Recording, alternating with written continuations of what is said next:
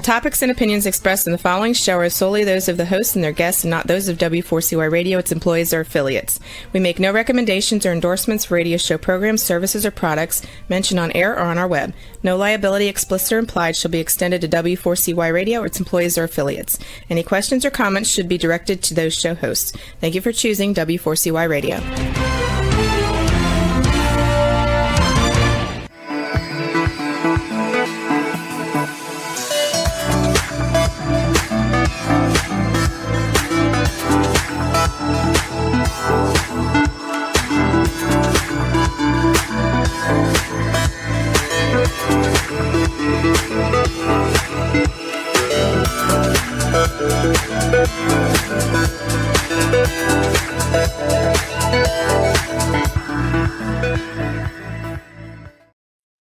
Hello and welcome to It's Your Voice, the show that hosts enriching conversations in diversity.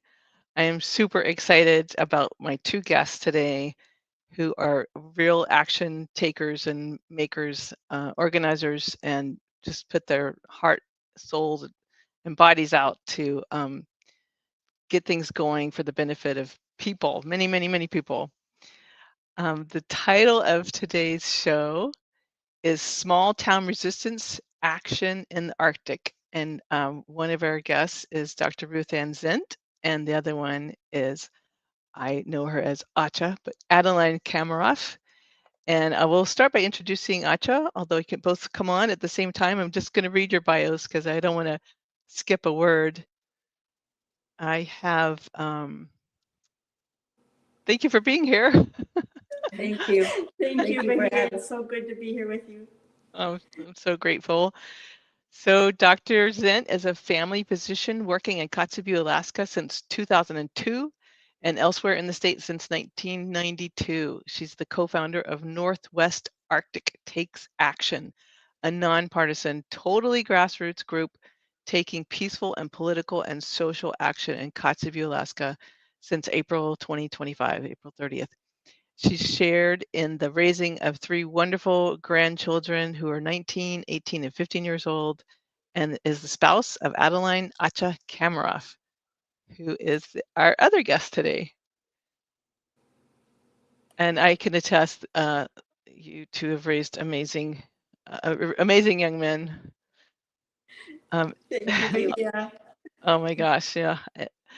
Adeline Acha Kamaroff is of Yupik descent, originally from Imanik, Alaska, retired from the state of Alaska, Division of Juvenile Justice with 25 plus years working in the criminal justice field. And although retired, she's continued to work with the Office of Public Advocacy as guardian ad litem, overseeing children's cases involved in the Office of Children's Services. Acha has, after retirement, required 2 master's degrees, not 1, 2. One of them is in public administration with and followed by a master's in legal studies, Indigenous Peoples Law from the University of Oklahoma. And get this, soon Acha with 2 of her late son's friends are driving snowmobiles from Kotzebue at the northwest part of Alaska to Imanik, the village that she grew up in, which is on the lower Yukon River. And then once in the Yukon River, she will go to villages to educate villagers about the importance of voting.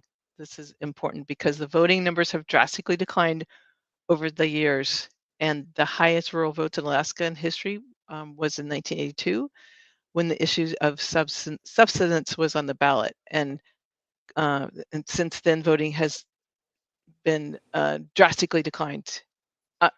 You two are amazing. It seems to me, and you are so inspiring because so many people are feeling powerless and don't know what to do when they feel like their leadership, when they don't have faith in the leadership, when they're super disappointed in so many things happening. But you got up and started organizing. Wow. Ruth Ann, can you start talking about how you founded Northwest Arctic Takes Action? Yes, I can. Thank you, Bahia. It's so great to be on your show today. I came on today because I have had this experience of founding this totally grassroots political and social action group this year in rural Alaska. And the reason I agreed to come is because I want every person in small towns across the United States to know that they can do this too. You don't have to be somebody special. I'm just a regular person. But I made a decision to do this, and I've had lots of support, and we've had some success. So I just wanted to set the scene a little bit. Kotzebue, Alaska is a town of approximately 3,000 people above the Arctic Circle. It's located in the Northwest Arctic borough, approximately 7,000 people. And these 7,000 live in Kotzebue and 10 other villages in our region. And those other villages range from 100 people to 800 people.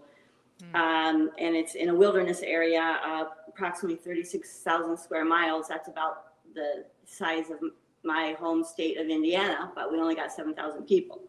And approximately 80% of the residents are Nukpak of the Alaska Indigenous peoples. And this is where I've been a doctor for 20 years. So the way I founded Northwest Arctic Takes Action is I was having much personal distress about things, what I saw happening in our country. And I was feeling pretty alone because we weren't talking about it together because we were afraid, we don't want to start any arguments between people because people are so polarized. But I heard one of my colleagues at work say to somebody else quietly, I'll go all the way to Washington, D.C. for a protest. And so I called her after work and said, do you want to go to Anchorage with me for a protest? So we did. Early April 2025, we went to Anchorage for the hands-off protest that eventually came to be the No Kings Coalition that many people know nationwide. And we just felt really good about our experience at that march. But it's a 600-mile plane ride to Anchorage, and we're like, we can't go to Anchorage every time we want to do something, and surely there's other people in this town that want to do something here in Kotzebue. So she and I decided to contact a few friends that we thought would be interested, and we hung up posters around town. And we put an announcement on the radio and just to see who would come for our first meeting on April 30th. And we had maybe 10 people there for our first meeting. And it was such a relief to have support and to be able to, start planning things together to make our country better.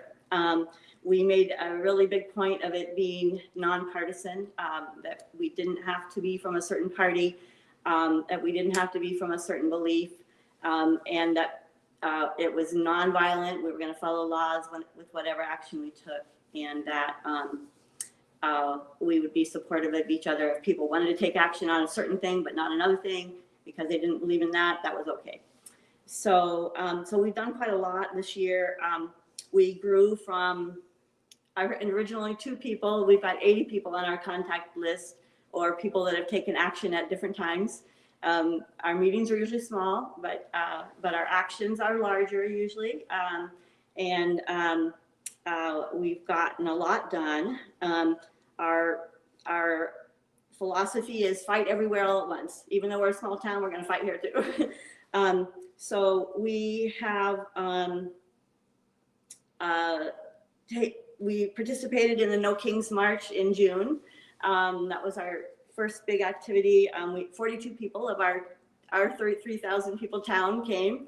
And then we did that again in October. It was in the middle of a snowstorm, but we had 28 people there for our second No Kings protest. And we intend to have a No Kings protest again on March 28th, the next date. We participated in the 4th of July parade honoring our hometown heroes. We chose our midwives to honor. We posted a signature drive against Medicaid cuts on our Facebook page. We participated in a training called 1 Million Rising that the No Kings Coalition put out.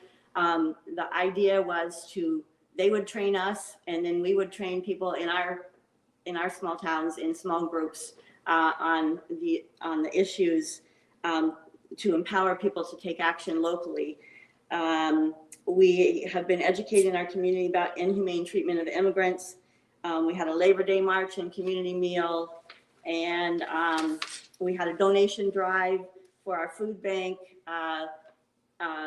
during the government shutdown when SNAP benefits froze. That really affected our community. We moved food to remote villages also that did not have food bank there. We did a food security town hall about SNAP benefit and subsistence cuts that were deeply affecting our community. We talked about Medicaid cuts as well that were affecting us. And out of that came a food security work group that we just started the other day to keep working on those problems.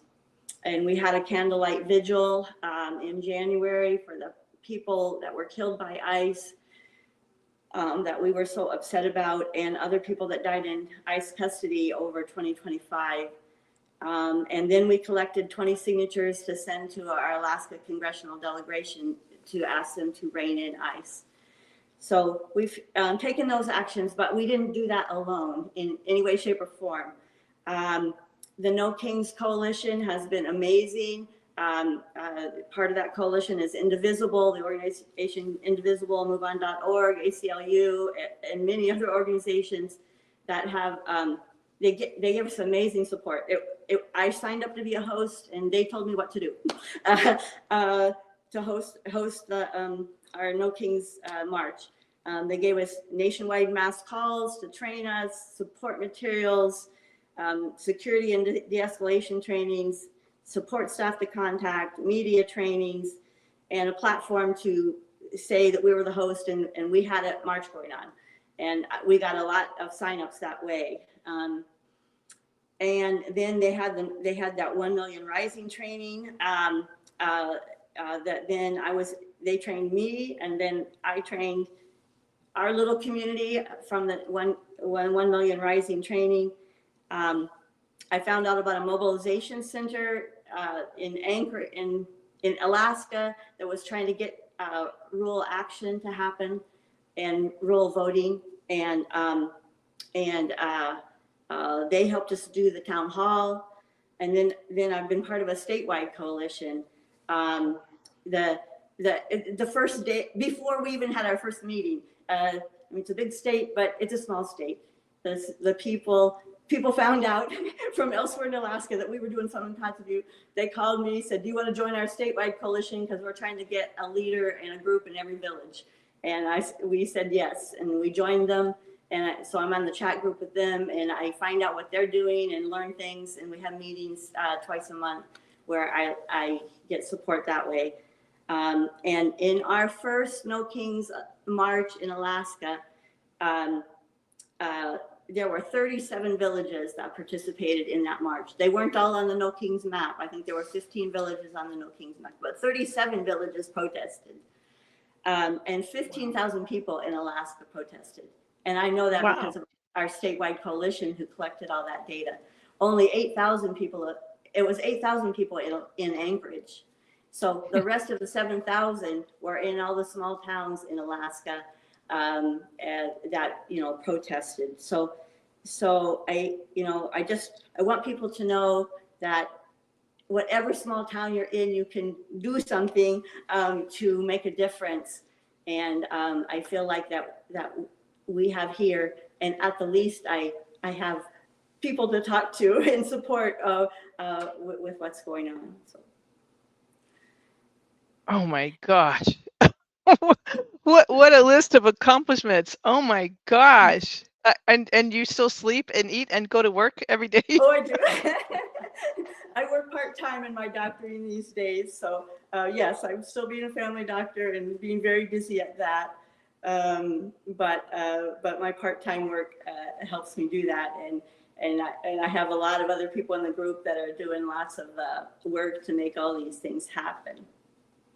That is incredibly impressive and inspiring. I have so many questions. I'm trying to decide which direction do I want to go in first. I think if I can tap your awareness as well, also as a doctor. I mean, we have some awareness, but of like the actual impacts. And you did talk about how that like of Medicaid being cut, the Medicaid cuts, and the SNAP, that those are real, right? I mean, those are really impacting human beings Yes. who need insurance, who need to go to a doctor. Is there anything that you can share that, of course, just, general, in principle, not about human beings, of course, you would break confidentiality, but anything you can share from a medical doctor perspective about that? Well, it was very concerning to me. I just feel like healthcare is imploding in the country with the Medicaid cuts and the health insurance premiums and the lack of premium support that has recently happened. And also, just as a physician, the cuts to science has just been really huge because doctors need scientific studies so that we know what to advise our patients. Otherwise, we don't know what to tell them to do if we have medical studies. And suddenly, huge funding has been cut for medical studies. And I've called my congresspeople a lot about that. And then the changes with the CDC, no longer giving guidance that is scientifically based. We relied heavily on the CDC and the NIH to have, to be able to make recommendations from what they glean from the science. And now we don't have that anymore, that in a way that we can trust. So as a physician, that has been huge. We do have some reprieve here in Alaska. Our Alaska indigenous community, they did get some carve out as far as the Medicaid cuts, which is helping our hospital not close. Otherwise, it probably would. Wow. But still, I think it's going to affect us eventually because there were overall cuts, even though there was some indigenous carve out for our native hospitals. But yeah, I think that's all I can say on that. Okay. Wow. Okay. I wasn't even thinking from the NIH, CDC level, but of course you you like to be cutting edge and stay on top of the most recent science and continuous studies that you've, banked on for your whole career until these cuts from by the current administration. And that that you developed a food security work group, because that's a reality. Right, the SNAP benefits cuts are going to be huge for our area. There's a lot of, we have really high poverty rate, and at the same time as this is being cut, our subsistence is really being challenged. Our caribou herd has decreased from about 400,000 to 100,000 in a short time, and getting food by hunting to eat is being challenged as well. So Wow. Well, thanks for that kind of overall picture, and contextualizing the need for all the action that Northwest Arctic is taking. Wow. I'm so curious where you would like to start, Acha, with your vast knowledge, your public education knowledge, and your indigenous law knowledge, and your voter drive initiative. Where would you like to begin? So Ruth Ann asked me to be involved with Northwest Arctic Take Action when she started talking with a friend of hers. And at the time when she started that organization that has made impact, even if we're far away. I was so engulfed in my studies, in my master's in legal studies with the University of Oklahoma, and and also on top of that, I'm a guardian ad litem. I do contract work with the Office of Public Advocacy and oversee children's cases involved with our Office of Children's Services. And plus being a grandmother to hungry young men, and I have to do the household cooking and house operations. And what else was I doing? Oh, I was recently, voted into our Imag Corporation board. It's a 9-member board for a village corporation in Imag, where I'm from, and I was elected the board chair. So I've had a lot of busyness in more ways than I like, but I like it. And I just couldn't add on another thing with Northwest Arctic Take Action. And I just said, I'll support you from behind the scenes. I'll listen to your stuff that you need to oversee, give you some pointers, but I just can't take on an additional thing. But as I subsided, or my studies have come to a halt, I've completed my studies in December for my second master's degree.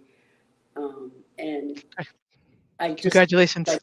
Yeah, thank you. I didn't think I'd be able to do it, but I did somehow.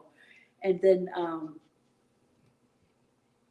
it took me over a month and a half to unwind from the drive of, study, and read, and write. And luckily I was able to unwind in Hawaii for a week just recently. And now I feel reprieved and I feel like I could breathe now.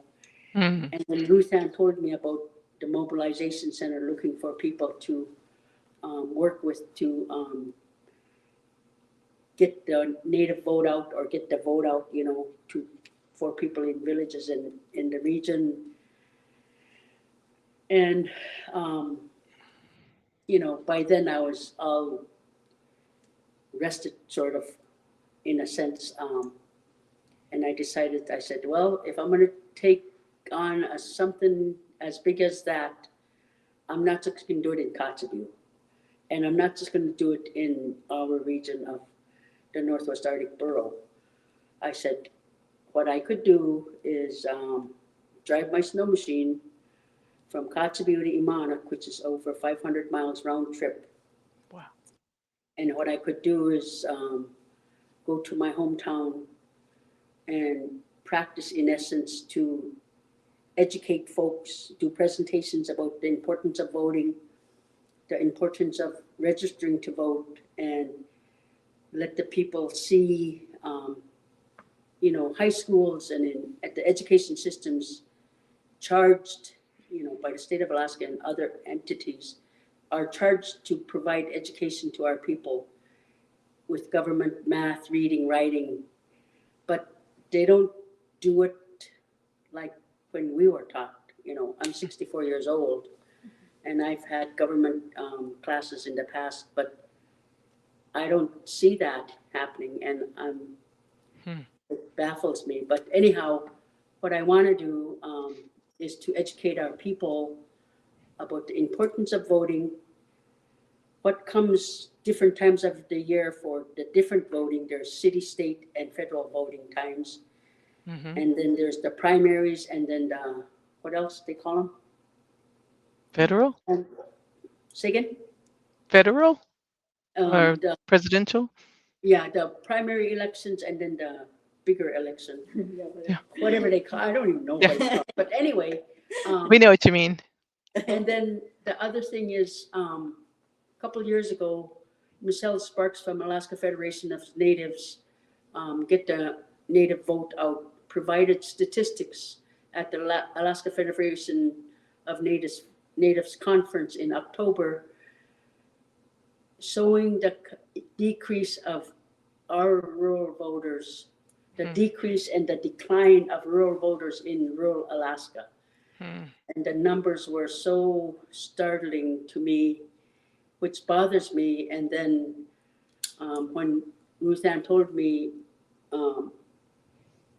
this outfit called Mobilization Center was looking for somebody to work with to educate people and get the vote out, I said I could do it, but you got to do it how I want to do it.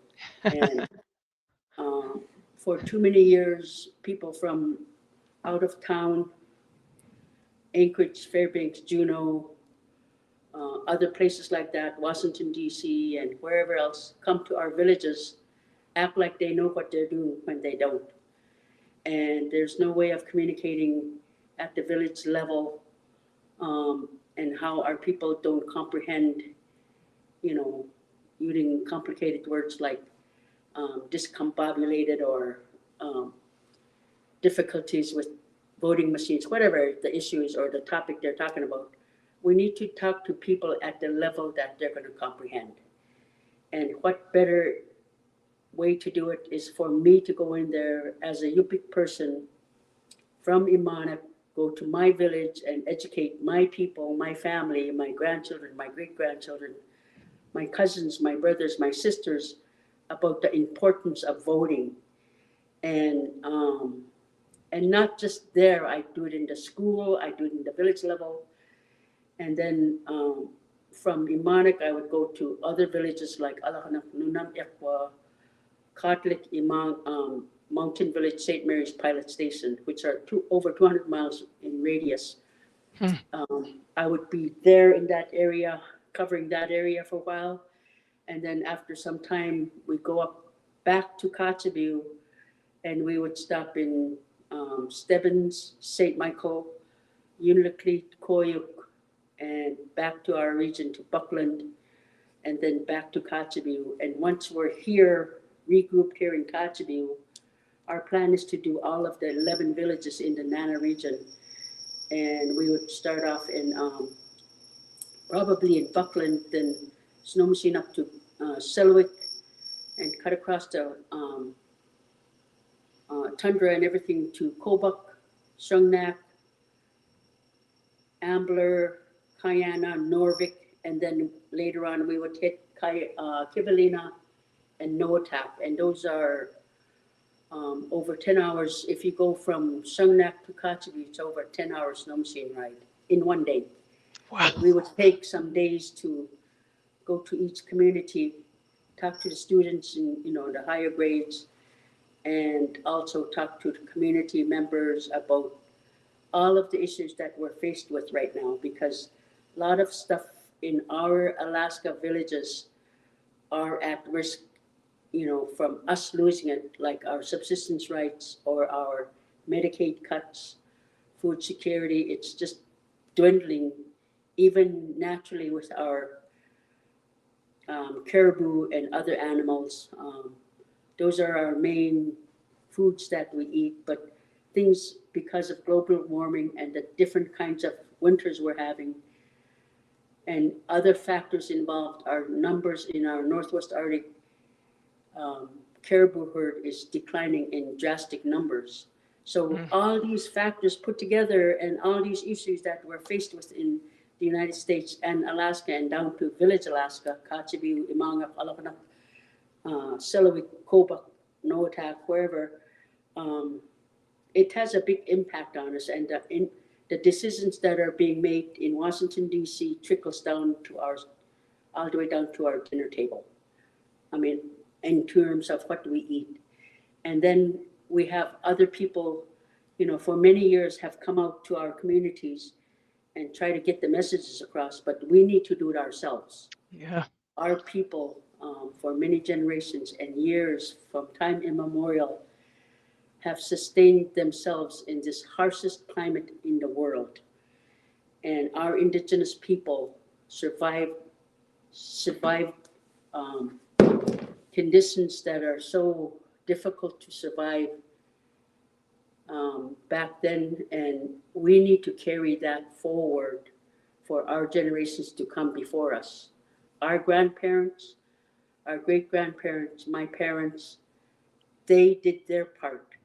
Now it's our turn to do our part to carry on and go forward with the things we need to do to sustain ourselves, our culture, our languages, our way of life, and everything. And when I look at everybody's existence, I don't look at Republican Party or the Democratic Party or the Green Party or whatever party. I could care less, but when it comes to the human side of it, and it comes to me and my grandchildren and to Ruth Ann and to Mike, I have great grandchildren, you know, who's going to speak for them? But if I'm going to be the one to speak, let me be the one to pass on the message, that because the stuff we need to do and to make our voices heard needs to be at the voting box, because at the voting time, because it's so critical with everything that's been going on nationwide. It's so disturbing that, you know, when Ruth Ann was starting this, I said, how could a protest make a difference when we're just a little town? And she said, well, at least you're being heard. And they were mentioned in the Wall Street Journal. And That's right. Oh my goodness. A little town in Kotzebue, Alaska was mentioned in the Wall Street Journal article about no King's March. So That's right. My little drive through the villages, which is over 500 miles by snow machine, I'm hoping that it'll make an impact to buck our civic duties, our reliance to our people. And dubak in Yupik means wake up. Because our way of existence and our way of doing things, sustaining ourselves, being independent, being self-reliant, being self-sufficient, it's innate in us. And if we don't debunk that, wake it up, we're going to be in a world of hurt worse than we are now. So at my little young age of 64, but I'm really 21, I think I could have some impact. And I just posted it on Facebook this morning, on my Facebook page, about our journey. And I have two young men that are going to come with me. Arthur Richards, he's from Buckland. He's a young man who recently lost his wife to cancer. She died in September. Sorry. And this is a good time for him to go through his groundedness, to get back with the land, touch ground, be with the elements in the land, sea, and sky, and regroup himself for his own healing. And then I have another young man, his name is Raymond Brown Jr., who unfortunately lost his younger brother to drowning from freeze up due to the climate warming that we're experiencing now. Because long ago we used to have freeze up occur quickly, but nowadays the freeze up is prolonged. And Raymond lost his younger brother to drowning, and he himself is, we're all grieving because we knew these people and they were close to us. So it's a time for us to go through healing as well. So I'm really happy for those guys to be able to do something they love and volunteer to get the word out. And I'm hoping that I'm going to empower them to do the presentations about how outside influence groups make big voting decisions or ballot measure things for us to vote about, and how it impacts us down to our little lives and our families. And I'm going to teach them how to do presentations about that. And my plan also is to go to the village schools, work with the students, have them make presentations and teach them how to do advocacy. And if I can, take a whole bunch of them with me, going to villages and have them do the presentations on how important it is for us to be involved. And if we don't do that now, in my view, in my heart, and in my mind, soul, and being,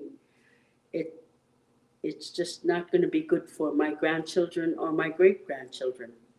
And I'm not going to be here forever. There'll be other people 20 years from now named after me, because in our culture we name people after they pass on.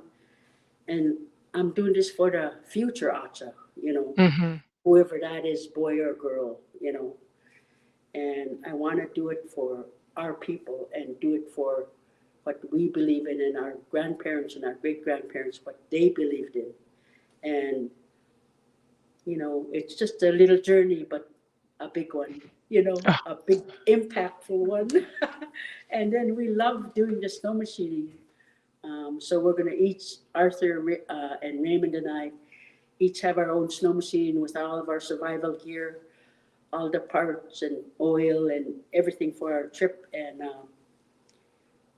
my first 2 trips I did in Kotzebue years ago, I never had GPSs, but I had paper maps, the quad maps from USGS. And but today, and I don't know if I'll use it, I have a GPS, which I don't rely on because I have an internal GPS. It's a natural one that I inherited from my folks. And we look out for the weather. Like yesterday, there was some stretched clouds and weather was coming. And I told Arthur, the wind's coming and there's a little snowstorm going to come. There's clouds coming from that end. And we got up this morning and it's snowing and there's overcast. And I said, we have to watch our surroundings because that's what we've been taught since we were little. And those are my GPS, internal ones. But it'll be interesting to see how technology will help me on this trip. This is my 3rd long distance trip on a snow machine. Wow. And I also did other trips by boats between Pasquicum River to Imangak on the Yukon River, and from Imangak to Nenana by boat years ago. But I love doing that. Arthur and Raymond love doing the travel, and we're just novices on it because we grew up doing that. And also, those guys are absolute great mechanics, so any kind of problems we have on the snow machine, we'll have tools to repair everything we need, because we're going to take extra parts here and there. So we're looking forward to it. We leave tomorrow morning. Oh, you leave tomorrow morning? Oh my gosh. Morning at 10 a.m. Oh my God. Wow. So good thing you took a week off. Wow. Oh my God, what a team. And really, who better than you? I mean, I know you're a subsistence hunter. You know the land, you know the life. You as you said, it's internal and it's in your DNA, and you've taught your beautiful son Frank, may he rest in peace, and you taught his beautiful sons. And oh my gosh, the world is so lucky that you're going to do. I want to follow it. I wish I could follow it, see where you are every single day. She's going to post. I'll be posting on Facebook here and there, and we're going to take pictures and video. The organizations that are behind this also gave. I told them exactly what I need. I told them what I'm going to do. I told them what my needs are, and they said, whatever you want. And I said, oh my God, I've never heard that before. So wow. I'm really ecstatic about the support we're getting. We're volunteers to get the native out. Fantastic. And, if we have to do it ourselves. Our peoples have to do it ourselves for our peoples in rural Alaska. And one of the presentations I'm planning to do is to do look at the urban voters, the urban numbers by population versus the rural population. Look at the number of registered voters in both sides, urban and rural, and look at the numbers with who actually voted from those registered voters and go down, and hopefully we could meet voter Tommy to say, why aren't you voting? So trickle it down, say. That's amazing. Tommy, would say, Tommy, what is it you need? You know, Wow. and we're going to try to get other people to get ready, educate them that, the primary elections happen in August. And in August in Alaska, we're at the peak season of our harvesting for the rest of the year. From May to October, around there, that's our peak season to harvest all of our foods of all game for the rest of the year. And in August is the time we go berry picking. We don't think about voting. We don't, because we're harvesting salmon berries, blueberries, blackberries are later, but salmon berries and blueberries. And those are so critical for us. And we never think of voting in August, because that's the primary. And then later in the it's the general election. Oh, yeah. October, they have October 2nd. And then at the federal level, they have November 2nd. Right. So those are 3 different dates. And they have city, state, and federal voting times that are totally different. But one of them is such critical time for our rural voters to vote. And our mind is harvest, harvest, harvest. Not kill, kill, kill. Harvest, harvest, harvest. We harvest all of our everything, from the wood for our winter supply, all our seals, fish, moose, caribou, berries, everything to sustain ourselves for the year. That's when we do it. But we don't think of voting in August. I think they just totally need to erase that part out, because it interferes with our lives. Wow, it's a good thing you're there. And it was one of the many profound things you have shared as to how decisions made far away in DC affect what you could have on your plate in the small village in Alaska. I'll give you an example of that. So I grew up on the Yukon River. Most of the Yukon River, where the king salmon is abundant. The king salmon's main goal is to go to Canada headwaters, going up on the Yukon River to spawn up there. Point of entry for a king salmon is right at the mouth of the Yukon River. The richest oil content fish, king salmon, I haven't eaten that over 10 years. Because regulations have made it impossible for me and everybody I know. We're not allowed to harvest king salmon because the numbers are so low. And the federal government and the state governments have banned it from our harvest. And I had to drastically change my eating thanks to federal government and state government because of their regulations. Now, my mom, when I was growing up, used to work on 300 king salmon a year, maybe less or more, to sustain my family of 13 in our family to sustain ourselves for the year. And it's amazing. It's such a blessing to have one king salmon now, when we used to have hundreds of them years ago. And today's 2026.